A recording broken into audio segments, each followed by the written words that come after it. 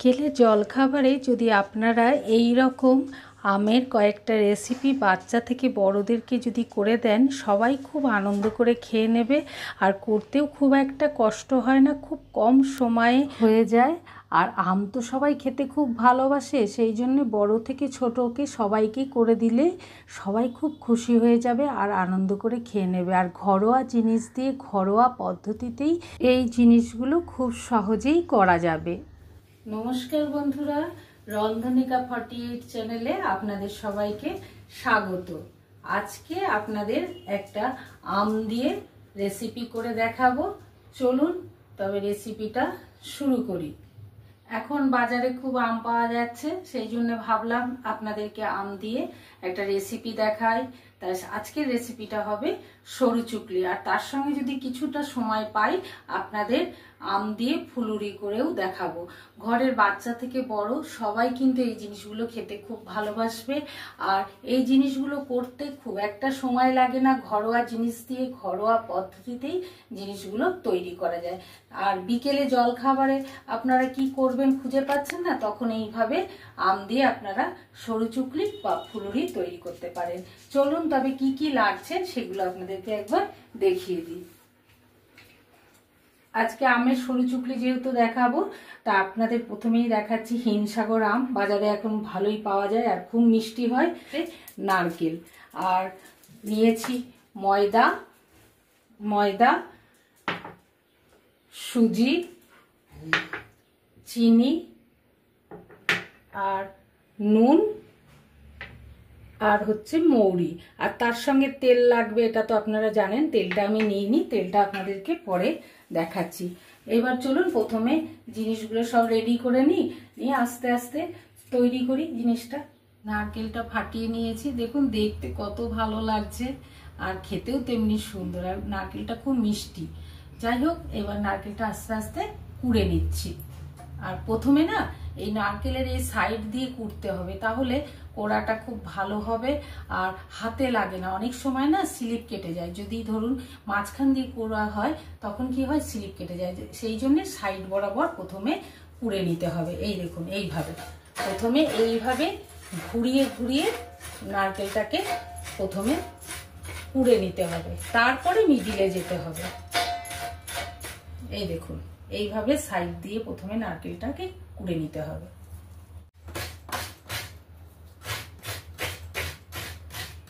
এই যে আপনাদেরকে বলেছিলাম প্রথমে এই সাইড বরাবর ঘুরিয়ে নারকেলটাকে কুড়ে নিতে হবে, তারপরে মিডিলে যেতে হবে, তাহলে হাতে কিন্তু লেগে যাবে না। এইভাবে পুরো নারকেলটা কুড়ে নিচ্ছি। নারকেলটা কোড়া হয়ে গেছে, এখানে আধখানা নারকেল কুড়ে নিয়েছি। এবার আম দুটো নিয়েছি, আমের খোসাটা ছাড়িয়ে নিই। প্রথমেই এই বোটাটা কেটে নিতে হবে, তারপর খোসাটা ছাড়াবো। এইভাবে বোটাটা কেটে নেবো, নিয়ে আমের খোসাটা ছাড়িয়ে রেডি করে নিচ্ছি।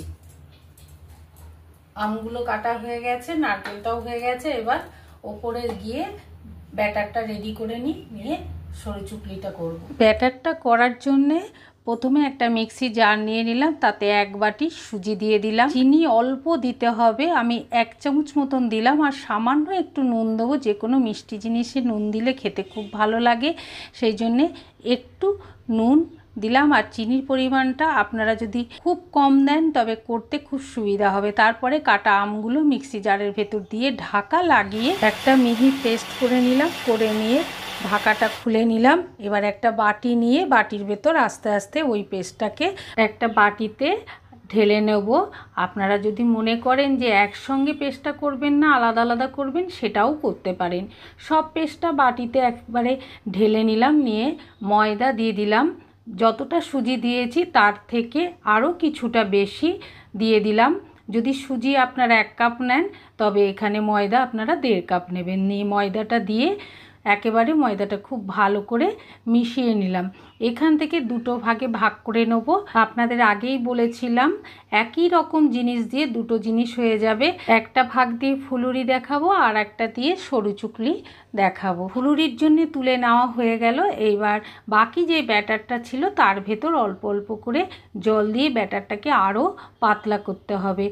অল্প অল্প জল দেবো আর ব্যাটারটাকে এইভাবে পাতলা করে নেবো। ব্যাটারটা মোটামুটি গোলা হয়ে গেছে। এইবার এই ব্যাটারের ভেতর আমি কিছুটা নারকেল দেবো। আপনারা যদি মনে করেন যে নারকেল দেবেন না তাহলে না দিলেও চলবে, আর মৌরিও দিতে পারেন, তবে অনেকে মৌরির গন্ধ ভালো লাগে না, সেই জন্য আমি এখানে মৌরি দিলাম না। যেহেতু নারকেল দিয়েছি সেই জন্য মৌরি দিলাম না। দিয়ে গ্যাসটা জ্বালিয়ে ফ্রাই প্যান বসিয়ে দেবো। আমার এখানে তাওয়াটা ছিল না, সেই জন্য ফ্রাই প্যানেই আপনাদের দেখাচ্ছে। আপনাদের কাছে তাওয়া থাকলে তাওয়াতেই দেখাবেন, সুবিধা হবে তুলতে।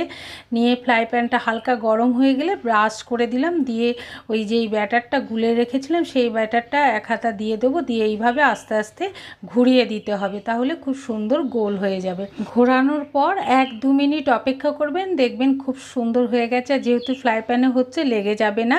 একদিক হয়ে গেছে আর একদিক উল্টে দিলাম। এইভাবে দেখুন আমের সরু চুকলিটা কত সুন্দর হয়ে গেল। এইভাবে আমের সব সরু চুকলিগুলো করে নিলাম।